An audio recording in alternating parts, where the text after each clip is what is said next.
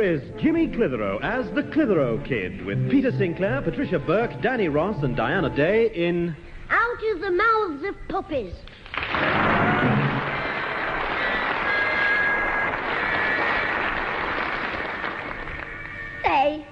Hey, watch Susan. Spot's chasing his little tail again. Go on, Spot, catch it. Good dog. Hooray, he's caught it. Hey, look, Susan, look, see, Susan. Will you shut up while I'm writing this letter? And keep that little mongrel quiet as well. There you are. Oh, you've upset him now. Take no notice, Spot. Here, I'll give you some new dog meat. You'll like this. It's called Susie Leg. Get away from me, you little horror. Well, stop calling Spot rude names. He's very clever, Spot is. I've taught him to hold his paw. Lots of dogs hold their paw up. Yes, to shake hands with, yes. Spot holds his paw when he wants to leave the room. Come on, Spot. Lesson 2. Carrying a rolled-up newspaper in your mouth. 3 times round the room earns you a packet of dog biscuits or one of me Granddad's slippers. Look, if you don't behave with that dog, I'll take it somewhere else. Well, that's nice. After I've offered to look after it for your pal, Janice Carter, while she's away. You didn't mind it when I looked after it before? No, we didn't know the trouble you were going to cause with it. When Spot was ill, you thought it was Granddad, and you and Alfie were giving him dog powders. Yes, me Granddad was mad when he found out I'd been treating him for an attack of distemper. They nearly had to treat me for an attack on me sit-upon. Very funny. Look, it's time that dog was where you should be, in bed. Give over. It's Friday. We're both stopping up to watch the telly. That serial about a pudding. A cereal about a pudding? Yes, the Forsyth Sago. Oh, what a dreadful joke. Who made that up, Spot? No, the other little lap dog.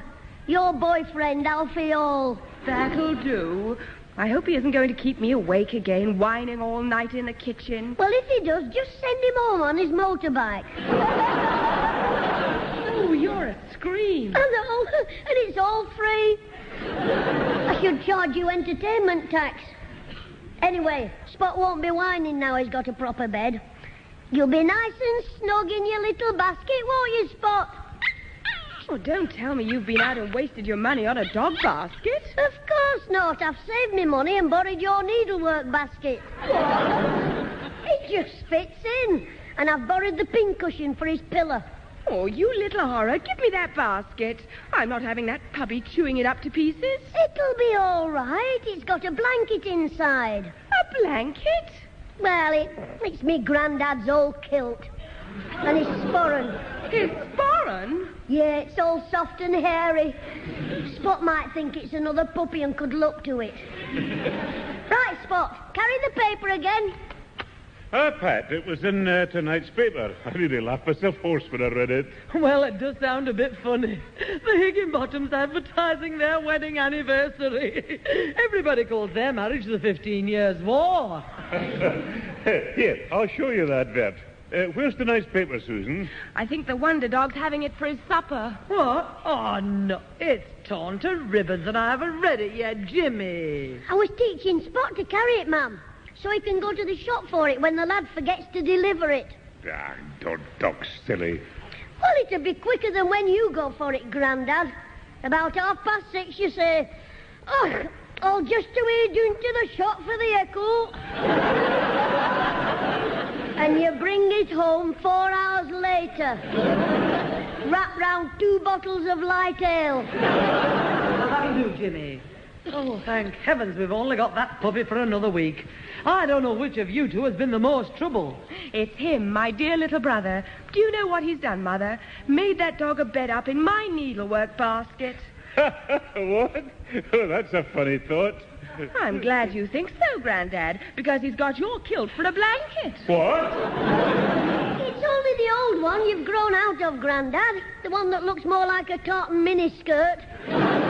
Oh, the trouble has been over this puppy. I was the one who had to go out and catch him when he got out through the hole that you made in the garden fence. What? It was an accident, Grandad. I was running with something heavy under my arm and I slipped. What did you got under your arm? My pal Ozzy's head. I was practicing scoring a rugby try. You young hooligan. If there's any more trouble from you, you won't go to the speedway racing tomorrow night with your pal Ozzy. It'll save me buying your ticket. Oh, but Grandad. And you'll mend that fence, understand? Yes, Grandad. And you'll make all the sleeping arrangements for that puppy, right? Yes, Mum. Spot can come upstairs and share my bed. You what? Well, we might as well sleep together. After all, we're both leading a dog's life.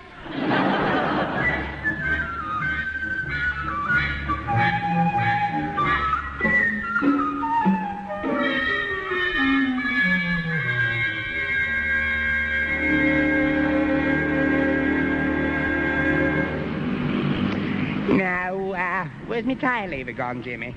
Oh, trust me to have a puncture in the dark when I've taken your Susan to the dancing class.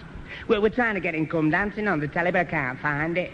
No, not the telly, that's the toe, my tyre lever. It's Bertha Lumsden's formation team now, it should be on the pavement. No, not the dancing. No, I needed to get my tyre off. Alfie, you don't need a tie lever. Just use your tongue. Don't be funny. If I can't find my tongue, I'll have to borrow one. Tyre lever, I make. Go, I'm all mixed up. Oh, good. For a minute, I thought there was something wrong with you. There'll be something wrong with you if you come near my face. Ooh, I'm fed up. Well, I'll give you a laugh to cheer you up. Have you seen tonight's paper? No. There's an advert in it saying Ozzy's mum and dad have been married 15 years. Me granddad said it should have been in the agony column. Well, like that. Yeah, it's today their anniversary. Oh, no, it's the day they got married. Ozzy's mum's making Mr. Higginbottom take her out tonight to celebrate. Well, you couldn't blame her if she got a bit tiddly after 15 years of that big mouth windbag. Oh, he's not like that all the time, Alfie. I mean, for once he hasn't said a word. When? All the time he's been standing behind you. Yeah, hello, Mr. Big Mouth. Big Bottom. Big Bottom. I didn't see you. You won't see anything after I've closed both your eyes for you. And I'll deal with you after I've sorted out this young monkey. Me? What have I done? I've got something for you in this parcel here. A present? For me? Mr. Higginbottom, you shouldn't have... What is it? It's a toy speedboat with a rudder missing, no engine and a hole in the bottom. You what? Jimmy doesn't want a boat with no bottom. I mean, no hole in the rudder. Neither does my Aussie, but he bought it off Clitheroe here for £2 bob. Didn't I tell Ozzy it wasn't under guarantee? You'll be under the doctor if you don't hand that £2 bob back. It's no good. When you try to sail it, it goes under the water.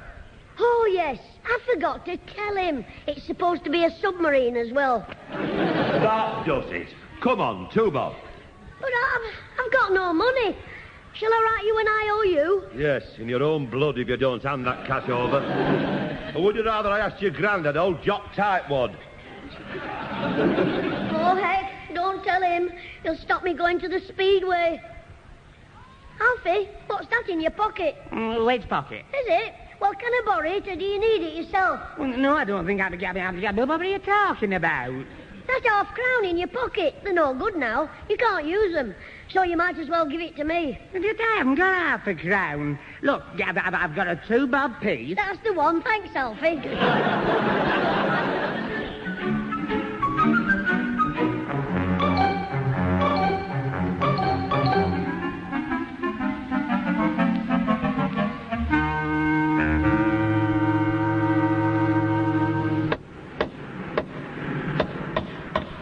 Mr. Whittle, we're doing very well mending this fence, aren't we? I am that, Jim. I was just thinking when I was listening to you talking, it must be very hard work for you, lifting that heavy jar up and down. Well, I'll help you if I could, but I've got to hang on to Spot's lead so he doesn't get out again. Oh, I can see you're having a struggle with him, Jim. He must be 6 inches high if he's a day. Proper little weary wolf. Hey, did you see him when he walked past where you were working. He cocked his leg up. I thought he was going to knock a nail in for you. Ah, Jim, very illustrious, very illustrious. Talking about nails, just get me a few out of that bag, will you? Right, Mr. Whittle, here we are. 1, 2, 3, 4. Hey, Jim, don't go holding them nails in your mouth like that. You've only got to forget yourself and swallow, and you'll get pins and needles in funny places. Hey, who's that waving to it? Oh, it's Alfie Hall, isn't it? Yeah, come on, Spot. I want to show you a trick. Sitting up and begging. Alfie does it marvellous for our Susan. All right, you carry on. Hello, Alfie. Have you called for our Susan? Yes, Jimmy. She's ready for me to take her out shopping, honey. I'm in a hurry to get away. You see, I had a bit of trouble coming here on my motorbike. I was going up Renshaw Street, and I stuck my hand out to turn right into Cedar Square. Then I remembered it's one way, so I stuck my left hand out to turn into Balaclava Grove. But I forgot my right hand was still out. I ran in the back of the taxi.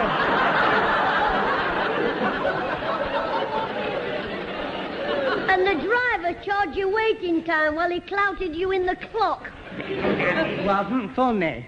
It was Higginbottom's taxi. I'd entered his back bumper. He shouted after me as I drove away, "I'll see you after I've seen Sinclair and sorted the kid out again, you stupid looking." And a foreign word, I think. Well, I don't know why he wants to see me and me Grandad. Oh, heck, yes, I do.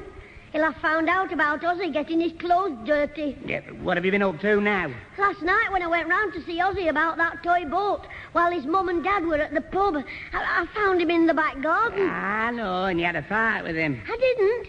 I just gave him some beauty treatment.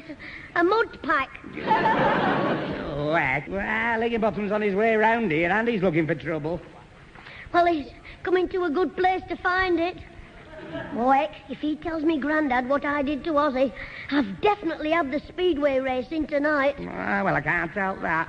Oh, there's Mr. Whittle. I want a word with him. You won't be a minute. Right, Alfie. Oh, heck. What am I going to do, Spot? You're right. But would they take both of us in the dog's home? If only I could get me Grandad and myself away from the house before the old dragon calls. I could ask me Grandad to give me my ticket for the speedway before he'd have time to call back again. But what excuse could I make? Hey, stop chewing your lead. If you swallow it, we'll have to take you to the vet and hey, that's it. Them nails I was going to give Mr. Whittle. If I put them in my mouth again and swallowed one, me Grandad would have to take me straight off to the hospital. Don't panic. I'll only pretend to swallow it. I'm not balmy, you know.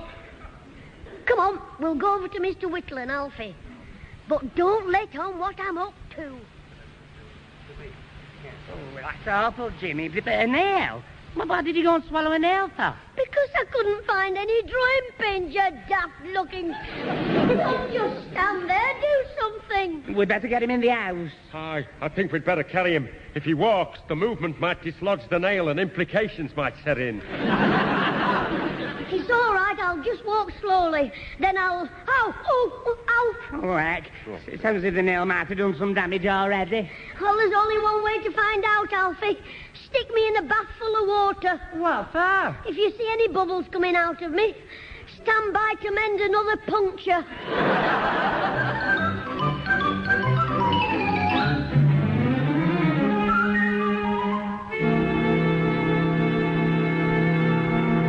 Jimmy, will you just be quiet for a few minutes? Oh, yes, Jim, you're not well. Don't be such an impatient patient. Your Grandad will be back soon. He should have taken me straight to the doctor instead of leaving me here with a tongue full of old iron. He's only gone down the road for Mother. I didn't want me, Mum. I just wanted to get away before he came. Before she came. Home. I didn't want to worry her. Oh, look, Jim, Alfie's phoning for the taxi. Your Mum and Grandad will be here before he gets one. Knowing Alfie, Christmas will be here before he gets one. All right, cut out the jokes. I thought you were supposed to be in pain. I am, but I'm brave with it. Oh, yes. You're very brave. Now, I don't want to take sides. I prefer to be neutered. But, we've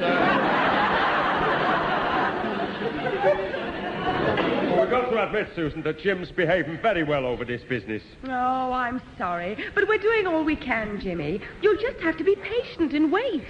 Well, couldn't I have me dinner while I'm waiting? You should have had it ready by now. Oh, it is ready. That's not the point. You can't eat your dinner after you've swallowed a nail. Don't be daft. How much room do you think a nail takes up? I'll fix a taxi for you, Jim. Oh, good. Did he say he'd come straight away? No, the taxi isn't quite ready, so he said he'd be here in 10 minutes. Well, no, not him, his wife. No, not be here. Said, I mean. She was on the phone, and she said he'd come as soon as he's finished straightening the bumper. The taxis, I mean. How do you feel, Jimmy? Dizzy, listening to you. I mean, how's your stomach? A bit like your head. Empty. Don't be cheeky. Well, it's no use. If I don't get some food soon, I'll eat them apples off the kitchen wallpaper. Oh, it's no good, Jim. They want to take the X-ray picture to see where the nail is, so you can't go filling up with dinner. Get away. If they can take a picture through a pullover, shirt and vest, surely they can take it through a bit of steak and kidney pudding. It's no good, Jim. Susan's right. The danger is if you have any scoff, the nail might start to meander. If I don't get any food, every time I walk, I'll rattle. Oh, dear Jimmy, are you all right? Now, don't worry, Pat. We'll soon have him at the hospital. Hello, Mum. Grandad. Does it hurt, son? Oh. Not much, Mum. Is there anything we can do? Yes, give me a meat pie. I think the hunger pains. Oh, don't be silly. Alfie, is the taxi coming? Yeah, it'll be here in about 10 minutes. Yes, so there's plenty of time for a meat pie. I can't give you a meat pie, son. Well, a sandwich, then. No, I can't. A cake. Oh, Jimmy. A dog biscuit. Stop it now, Jimmy. I wish that taxi were here. Yeah, well, it won't be long. Mrs. Higginbottom told me. I'm not worried about waiting. Who? Mrs. Higginbottom. You mean it's Higginbottom's taxi?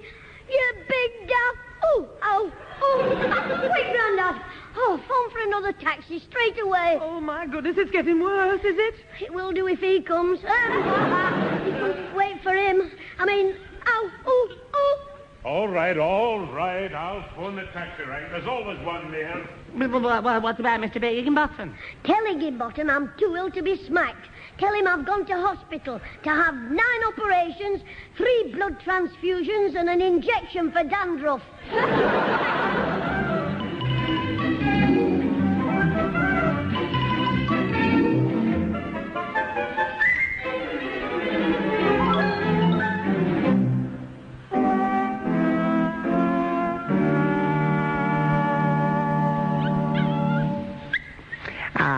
Did little Spotty Watty want to go with him, then? Never mind, it won't be long. They'll come back as soon as they've emptied Jimmy's tummy, won't they? Now, it's no good crying. They won't let little puppy whoopies go to hospital. Because you might catch a germ. I mean, if you're rubbed against the wall, you might get whitewashed. Distemper, I mean. Oh, come here. Uncle Alfie has a nice toffee waffy for Spotty Watty. Have you got one for Iggy Wiggy? Mr. Higginbottom, it's you. Yes. The front door was open, so I walked straight in. Oh, well, Susan must have left it open. She just went down to the shops for some dog food. Sorry, I didn't know I was interrupting your dinner. Oh, no, it's for you're kidding, aren't you? Get away. How did you guess? Well, where's this young lad of theirs that they want taken to the hospital? Oh, you're too late. What? You don't mean... He's gone. Oh, no. Well, where's his mother and grandfather? They've gone too. What? Yeah, Susan's gone to the shops. Oh, I told you that, but I'm still here. You could have fooled me. Look, tell me what's happened. But they've gone to the hospital with Jimmy, Mrs. Sinclair and old Mr. Clitheroe. But the other way round with Mr. Whittle. But he's gone as well, and they've all taken Jimmy because he swallowed Mr. Whittle's nail. But one of his nails, not fingered, iron ones, you know. And Oh, give your mouth a rest and listen. You mean you phoned up for my taxi and now you don't want me? that's right. You see, Mr. Sinclair got another one because you're too slow. But not with it. Not here, but late. And he told me to see you. Well, in that case, I'd like to see the colour of your money. 5 bob. No, it's the same colour as... You what? Hi, Bob. That's what you're going to pay me for my trouble, or else I'll give you 5 knuckles for your trouble round the ear. Why should I pay you? Jimmy's the one who was scared to see you because of his trouble with Ozzy. Tell me one good reason why I should hand over 5 bob to you. Can you see that fist? Yes, that's a good reason. Yeah. Oh, we don't have half crowns now. I've got these 3 2-bobs, only they call them 10 new pence. Now, that means there's a shilling. For me tip, thanks. Now, what were you saying about young Clitheroe, my Ozzy? Well, only that when he realised you were coming round to sort him out for dirtying Ozzy's clothes last night, he got scared. Oh, did he? Yeah, because he didn't think Ozzy would tell you that Jimmy chipped him up in the mud. He was right. Ozzy didn't tell me. Yes, you see, so that, who told you? You did. Now. Oh, dear, keep it, he'll murder me. Oh, don't smack him when he... What the heck did you say you were coming here for, then? I was bringing his ticket for the speedway racing. You what? I know it sounds funny, but last night in the pub, old Sinclair was a bit merry. He got a sudden rush of generosity. And he said he'd pay for Clitheroe my Ozzy to go to the speedway racing. So before his Scotch blood had time to cool down, I said, right, give me the money and I'll collect the tickets this morning. And that's what I did. You mean you didn't? But Ozzy and I've blabbed the... Oh,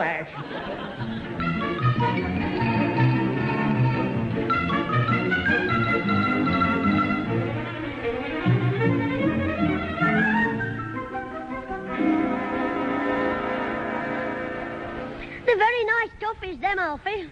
I think I could just manage another one. Ah, goody, yeah. Ah. You certainly deserve something being as brave as you've been. I thought you'd have come back from the hospital looking all white and trembling. Oh, I'm pretty tough, Alfie. It takes more than a hospital to scare me. I told the doctor, I said, once you've seen that nail on the x-ray, just start cutting. Don't bother about any chloroform. I'll be like a tough cowboy. I'll just bite on a bullet or have a slug of whiskey. Get away, Day. I bet that impressed him. He said he'd never had one like me. I said, when you stitch me up, just give me a nod and I'll hold my finger on the cotton while you tie the knot. Them are very good toffees. Yes. There's only one left. Well, that'll do for now. Oh, I'm just making some food for Jimmy, Alfie. Would you like something? No, thanks, Mrs. Clitheroe. Hey, Jimmy was just telling me that he didn't have any chloroform. Chloroform or anything. Well, he didn't need any. Mum's busy, Alfie. He just let him take the nails straight out. He took it out himself. Are you sure you're not hungry, Alfie? You must have been surprised, Mrs. Clitheroe, when Jimmy took the nail out himself. Not really. He took it out of his pocket. You what? I hadn't swallowed it. It was a mistake. I thought there was something funny. Well, what happened when they found out you hadn't swallowed the nail? Well, my Granddad went purple and nearly swallowed his teeth. I suppose it was the price of the taxi. Now, don't you be cheeky. Your Granddad was very pleased you hadn't swallowed it, but he was puzzled about the pains in the stomach that you'd had. That's why he insisted on you still seeing the doctor. It was just that I thought I'd swallowed it. It was in the mind, like they told us at school, what they call psychoneurological. Well, it's a relief anyway. The doctor said it was just old-fashioned stomachache. That's why your Granddad's gone to the chemist. Anyway, you're still hungry, so I'll get on with the cooking. Right, Mum, I think I'll survive till it's ready. Hey, when did he find the nail? As soon as the nurse said, even if it didn't show on the x-ray, I'd have to stay in for observation. Bless you. Look, I don't get you. I couldn't stay in there and miss the speedway. Look, I'll let you into a little secret. I only pretended to swallow the nail so that I could get me mum, me Grandad, and me out of the way before Higginbottom arrived. Well, you little twister. Don't you mean genius? Listen, did you tell Mr. Higginbottom he had to leave me alone because I was ill? Yes. Well, I told him more than that.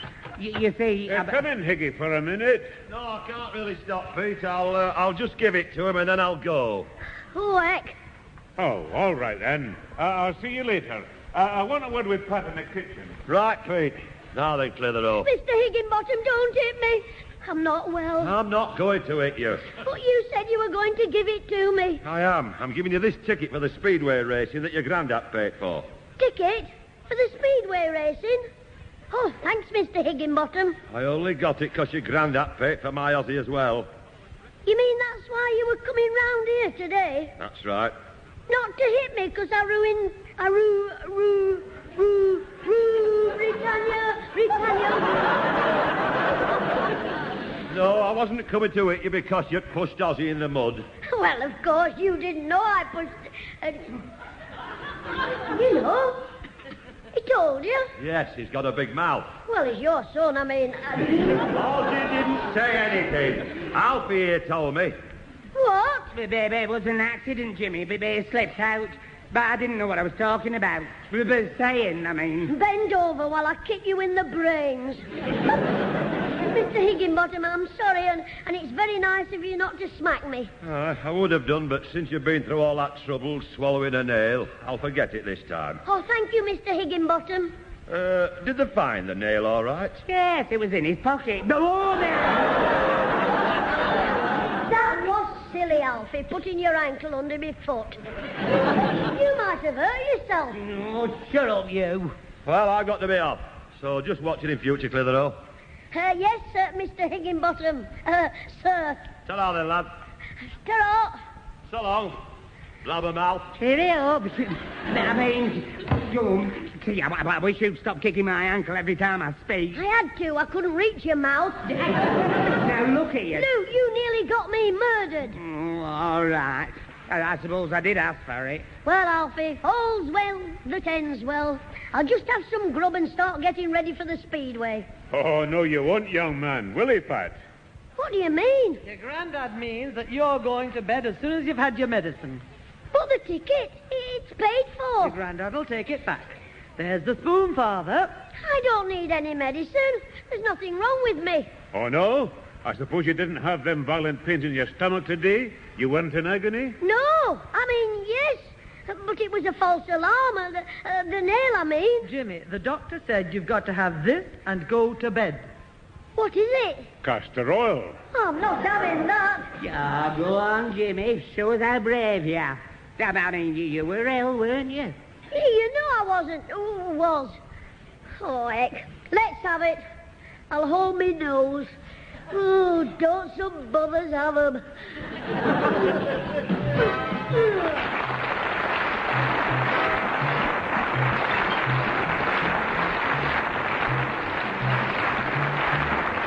Those involved with the Clitheroe Kid this week were Peter Sinclair as grandfather, Patricia Burke as mother, Danny Ross as Alfie Hall, Diana Day as Susan, Tony Melody as Mr. Higginbottom, and Brian Truman as Mr. Whittle. The recorded program was written by James Casey and Frank Roscoe, produced by James Casey, and starred Jimmy Clitheroe as the Kid himself.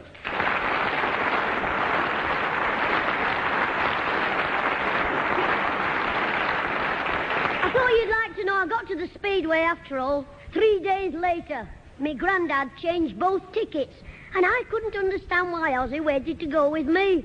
Then I found out.